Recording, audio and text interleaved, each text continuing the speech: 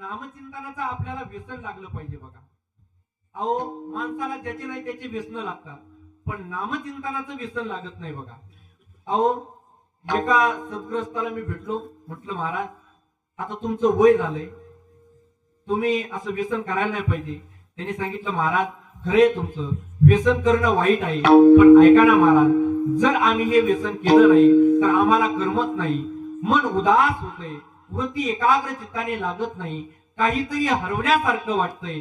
ऐका गड्या, एवढं नामचिंतनाचं जर आपल्याला व्यसन लागलं, ज्या दिवशी तुम्ही नामचिंतन नाही करणार ना त्या दिवशी तुम्ही म्हणायला पाहिजे ऐका ना महाराज, आज आमच्याकडून नामचिंतन झालं नाही तर आज आम्हाला करमत नाही, मन उदास झालंय, वृत्ती एकाग्र चित्ताने लागत नाही. ऐका गड्या, एवढं नामचिंतनाचं व्यसन जर आपल्याला लागलं ना तर त्या दिवशी आपल्याला कुठेही देव शोधत जाण्याची गरज नाही. देव मात्र शोधत शोधत आपल्या घरी आल्याशिवाय राहणार नाही. फक्त तेवढं व्यसन आपल्याला कशाचं लागलं पाहिजे, नामचिंतनाचं लागलं पाहिजे.